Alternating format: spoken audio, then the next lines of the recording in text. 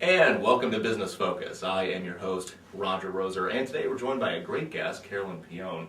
She's the business editor of the Cincinnati Enquirer. So anytime you pick up the Enquirer and take a look at what's going on in the world, chances are you've seen Caroline's fine work. So tell me about what it's like to, you've been at the Enquirer since 2006, running the business section. What's it like? I've been the business editor since 2006. I've been here about 4 years in Cincinnati.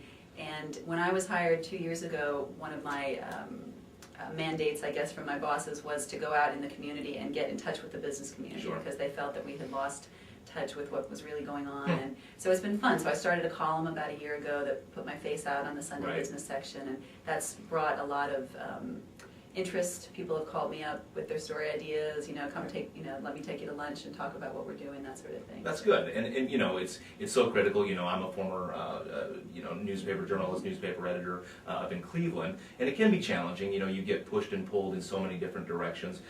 What is it that you're doing to kind of decide, gee, this is kind of the way I want to focus, or this is the story that I really want to reach out to today or on any given week? Yeah, and it's a good question because our resources, like any business, are limited. So we have to really decide every day how we're spending our time and what we're focusing on.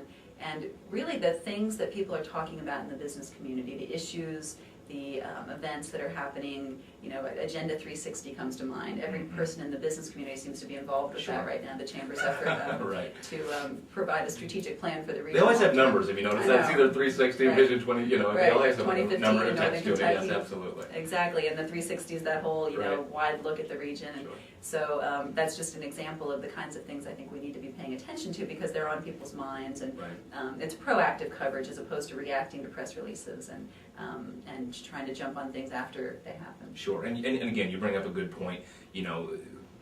Cincinnati, lots of good agencies, lots of good organizations. You're bombarded by PR people. You're bombarded by publicists. Hey, do this story, do this story, do this story. Is it helpful? Does it hinder? Do you wish they'd go away? Are they a necessary evil? What's your take on that? No, it's helpful. I would rather be able to say no than not ever know that something was happening. Right, yeah. So often there are things that come up that fit into things that we're working on. A lot of times there are things that we didn't know about that we need to get involved in.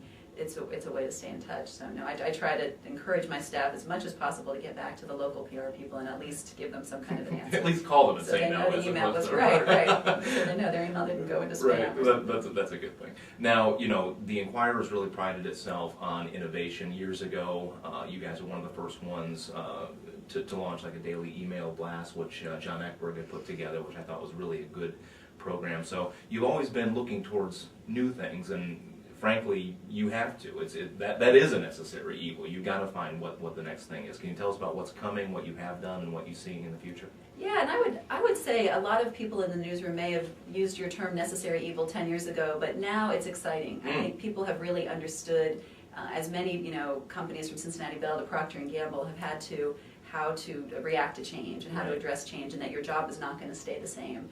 So when I came to the Enquirer 4 years ago, editors were not posting stories on the web. There was a little division called online, and we would send them the stories, and they'd post. They were in the back room in the dark, and pretty much. And now they're right in the newsroom with us, and we post all the time. I post myself stories, 3 or 4 stories a day on average, and I'm constantly looking at what's on our website, particularly before our tip sheet goes out at 12:30, making sure that it's the latest news, not yesterday's market story. Right. And the demands of the business have fostered that, but it's been a good thing, I think, for everyone involved. It keeps you more interested in your job and rethinking how you do things. And for instance, a reporter who would have written one story once for the print edition tomorrow is now writing it maybe twice. The Delta story yesterday about the Concourse C closing, that was on the web in 3 different versions before it made it into print on page 1 the next day. Which allows you to get a little bit more in-depth as opposed to the snippets that you're supposedly getting on mainstream. One of the things that I think that the Enquirer does extremely well, and again, we've got viewers all over the country, not just in Cincinnati, the beauty of the World Wide Web,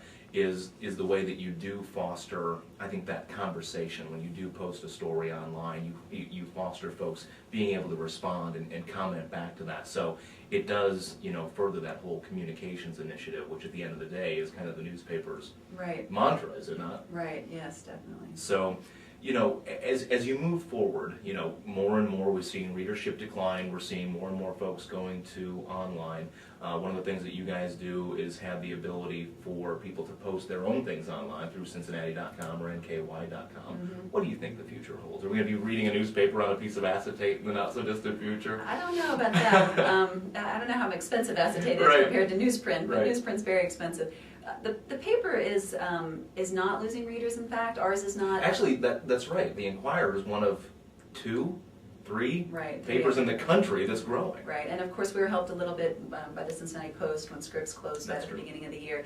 But even before that, our readership was staying stable. So it's been an interesting challenge because while the print edition's readership is steady, revenues have declined a little bit, advertising dollars, and so newspapers across the country are looking at ways to replace that, and we've been better positioned than many.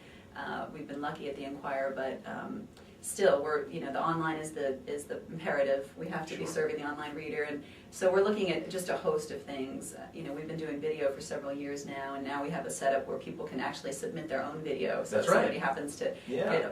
get their BlackBerry, capture a traffic accident, they can post it to our website, or hopefully some bigger news than a traffic accident. Right.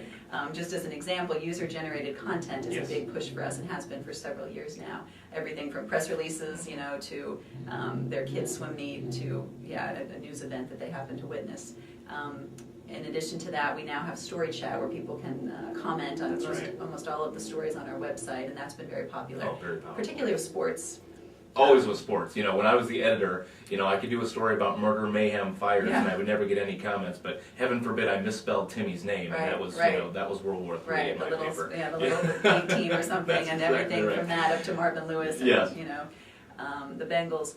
But one of the exciting things about that and the user-generated content is the dialogue and the interaction that we're creating with our readers, and that's so different than the old newspaper model where they would tell you, what to think and about, in an editorial about the news, or very top-down. Here's your news delivered to your doorstep. Sure. And today it's very much about driven by what the readers are telling us and what they're interested in and what they know.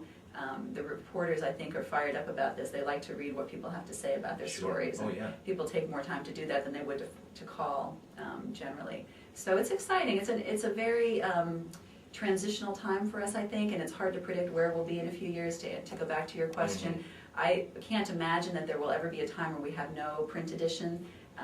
Because I think a lot of websites would just die for the kind of reminder that we provide people with, circulation of 300,000, just reminding people to go to your website if nothing else. And does anything beat curling up in your sofa with a cup of coffee on Sunday than with the Enquirer? I know, it's an not the same with your experience, right? laptop. It's definitely really not. It just doesn't fit on the lap as well. Right. So I hope that people don't give that up. I do think that younger generations are much more used to getting their news and information on the web. Sure. And that will continue to grow. So we'll have to, just keep responding to that. Excellent. We'll keep reading about your work in the funny pages and all that great stuff. And it's an exciting time, too. We've got presidential election. The conventions, ended several weeks ago. But, it's very exciting. We're going to see a lot of change with that. Do you have a favorite thing that you cover or a favorite thing that you write about? Well, I've gotten all kinds of exciting opportunity from the column. The calls that I get, the people I am able to go see, it's been so much fun. And I had been a manager for a long time and not really out of the newsroom, and so to be able to go back and be a reporter like that again is really fun. Getting back to your Lois Lane roots as opposed to sort of. Harry, yes. Well, Carolyn, thank you so much for being Sure. on here. I really appreciate Thanks it. for It's having genuinely me. a pleasure to have you on here. For Business Focus, I'm EMG President Rodger Roeser.